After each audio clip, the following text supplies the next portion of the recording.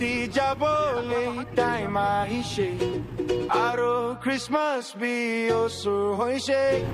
pocket খালি আছে হইলে